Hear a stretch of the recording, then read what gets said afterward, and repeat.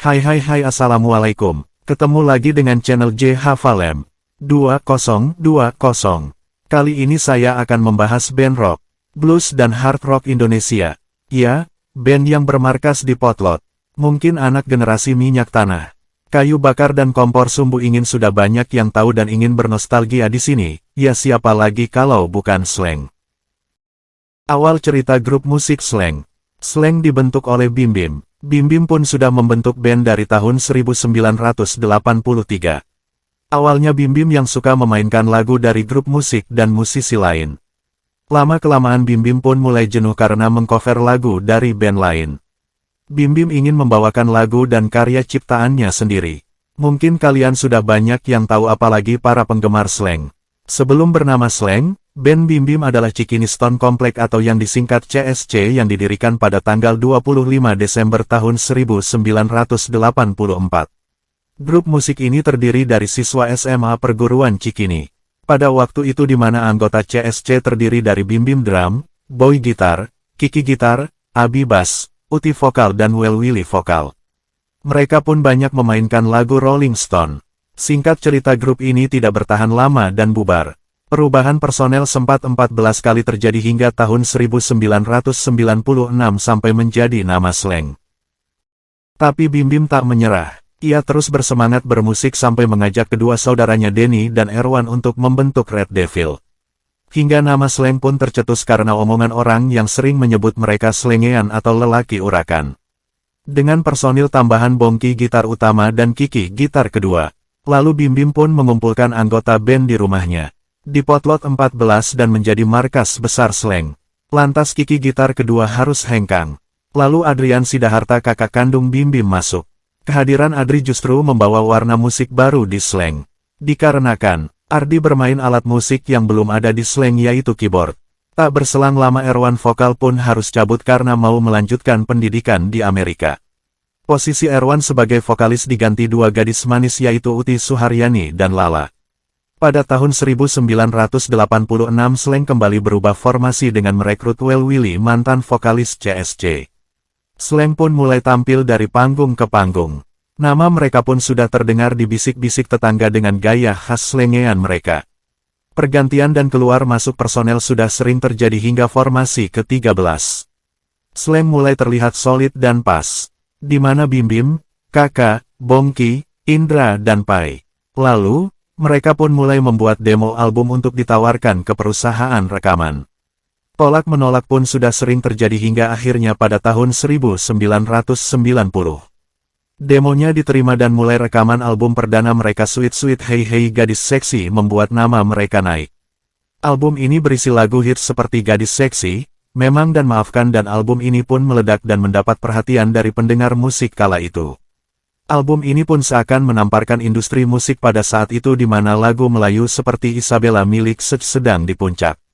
Album Sweet Sweet Hey Hey Gadis Seksi pun mendapatkan penghargaan sebagai pendatang baru terbaik dari BASF Award pada tahun 1991.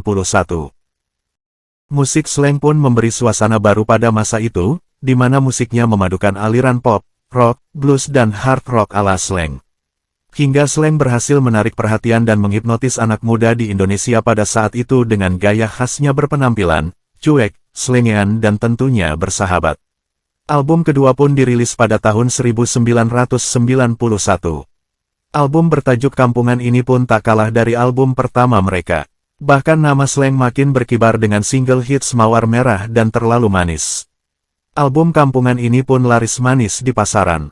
Lagu Terlalu Manis pun dibuat dua versi yaitu Suka-Suka dan Jualan. Di mana lagu Terlalu Manis Suka-Suka lebih disukai penikmat musik daripada Terlalu Manis versi Jualan. Padahal Terlalu Manis versi Jualan untuk komersil. Tetapi yang hits adalah Terlalu Manis Suka-Suka yang menjadi hits dan masterpiece. Tapi aku sih suka semua, dikala sendiri ya Terlalu Manis versi Jualan. Dan jika berkumpul bersama teman ya Terlalu Manis Suka-Suka. Sungguh indahnya pada saat itu. Kita ngopi dulu sambil hisap rokok yang dalam.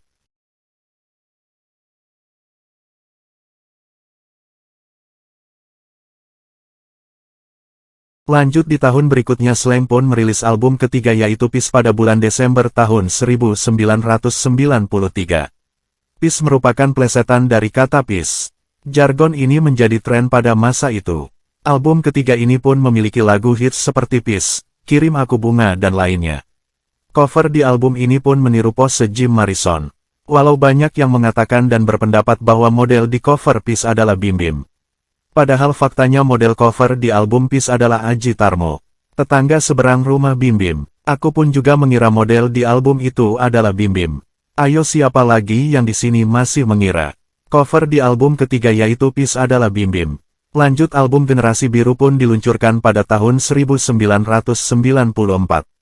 Album keempat Slank ini memiliki lagu gacoan seperti Generasi Biru, Terbunuh Sepi dan Kamu Harus Pulang. Lalu pada bulan Agustus tahun 1995 Slank mengisi sebuah acara di RCTI dalam rangka menyambut Hari Kemerdekaan Indonesia yang ke-50. Album kelima Minoritas pun dirilis Januari tahun 1996. Menampilkan single hits Bang Bang Tut yang sukses di pasaran dan album ini pun Bim Bim menyanyikan sebuah lagu miliknya yang berjudul Bidadari Penyelamat tanpa diiringi musik apapun. Pada saat menggarap album ke-6, Lagi Sedih, Bim Bim memutuskan mengeluarkan Bongki, Indra dan Pai.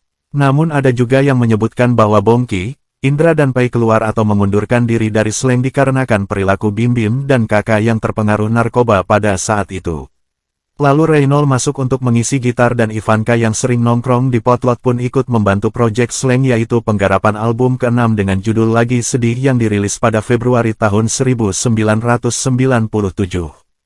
Dengan single hits Kupu-Kupu Liarku dan Tong Kosong membuat Slank bisa membuktikan dirinya masih bertahan. Reynolds pun keluar. Lalu Ivanka yang sudah membantu Slank secara resmi sudah menjadi personil Slank menggantikan Bongki sebagai pemain bass. Ivanka pun merekomendasikan Abdi Negara, teman band Ivanka waktu di Flash untuk menggantikan Pai. Sedangkan manajer Lulu Ratna mengontak Muhammad Ridwan Hafiz alias Rido untuk menggantikan Indra. Masuknya Ivanka, Abdi dan Rido membuat semangat baru. Slank pun meluncurkan album ke-7 yang diberi judul 7 yang dirilis Januari tahun 1998. Album ini pun terjual 1 juta keping dalam hitungan minggu. Dengan single hits Balikin, Bim Bim pun menyumbangkan suaranya di lagu Bim Bim Jangan Menangis di album ke-7. Lagu ini sebenarnya sudah tercipta di tahun 1993. Rido pun mengiringi lagu Bim Bim Jangan Menangis dengan bermain piano dan di tahun ini pula Bunda Yvette selaku ibunda dari Bim Bim mengambil ahli manajer di tubuh Slank. Album ke-8 pun kemudian dirilis. Album ini berjudul Mata Hati Reformasi yang bercerita tentang masalah sosial dan pemerintah pada zaman reformasi. Ketinggalan Zaman pun menjadi andalan di album ini. Slank pun mengaransemen ulang lagu tradisional yang diberi judul Pang Java. Di album ke-8 ini pun Slank memberi merchandise berupa kalung di setiap pembelian kaset original dan ada kata-kata di belakang kaset untuk pendengar Slank. Pada tahun 1999 Slank pun merilis album ganda yaitu versi abu-abu dan versi biru. Di mana versi biru berisi lagu Bintang Kesiangan dan Anak Mami sedangkan versi abu-abu berisi lagu Orkes Sakit Hati, Ngangkang dan Malam Minggu Lagi. Gebrakan pun dilakukan di tahun 2001. Album Virus pun dirilis pada tahun 2001 dengan single hits Virus, Jakarta Pagi Ini dan Satu. Setiap pembelian di album ini pun Slank memberi bonus sebuah stiker gambar dan kartu koleksi Slank. Album ini pun sukses dan Slank pun melakukan tur konser Virus Roadshow di 22 kota di Indonesia.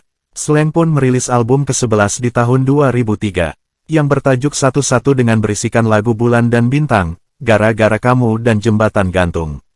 Album ini pun mendapat penghargaan dari AMI Award kategori album rock terbaik. Cover depan album ini ditulis menarik yaitu edisi khusus suami istri. Lalu Slank pun merayakan ulang tahun ke-20 di Lebak Bulus dengan judul Metamorfosa. Sebuah generasi yang banyak diisi musisi terkenal antara lain Netral, Ungu, Koil dan lain-lain. Akhir 2004 Slank merilis album ke-13 mereka yang diberi judul Plur. Singkatan dari Peace, Love, Unity, Respect. Dengan lagu andalanku Tak Bisa, Biru dan lagu ciptaan Ismail Marzuki yaitu Juwita Malam. Di tahun 2004 pula Slank merayakan ulang tahun ke-21 di Surabaya tanggal 26 Desember. Bertepatan dengan musibah besar saudara kita di Aceh yang sulit untuk dilupakan. Pada akhir 2005 album studio pun dirilis, yaitu Slankisme. Slankisme adalah akronim dari Slankisme, Slangisme dan Slankisme. Slank pun kembali mengeluarkan Slow But Sure pada tahun 2007 di mana di album ini Slank bermain sederhana tanpa musik yang keras dan berisik. Hanya suara lembut dari perkusi, gitar akustik dan harmonika. Bim Bim pun menyumbang lagu dan bernyanyi di lagu Me and Rennie. Dan satu lagu yang diciptakan Bim Bim di Las Vegas pada tahun 2006 dimasukkan di album ini. Kakak pun menciptakan lagu di album ini yang berjudul My Scooter Love. Album The Big Hip diluncurkan pada 2008. Dilanjutkan album Anthem for the Broken Hearted. 2010 album yang diberi judul Jurus Tandur nomor 18 pun rilis. Setelah itu album Slang Gak Ada Matinya pada tahun 2013. Di tahun 2015 album Restart Hati dan di tahun 2016 album Doa. Dilanjutkan album Palalopeyang pada tahun 2017. Lalu selanjutnya album Slanking Forever pada tahun 2019. Dan album Vaksin yang dirilis di tahun 2021. Dan masih banyak album mini dan album konser Slang. Puluhan penghargaan pun diraih oleh Slang. Ya, inilah sedikit cerita sejarah perjalanan Slang yang semula dibilang slengean, sekarang Slang menjadi band yang disegani di seluruh Indonesia. Band yang selalu berkibar dari dulu hingga sekarang. Karya-karya yang hebat telah dihasilkan. Nama besarnya di musik Indonesia telah memberi warna musik di perindustrian musik Indonesia, khususnya buat para pendengar dan para penikmat musik di Indonesia dan luar negeri. Khususnya para penggemar Slang. Terima kasih sudah menonton video ini. Dan wassalam.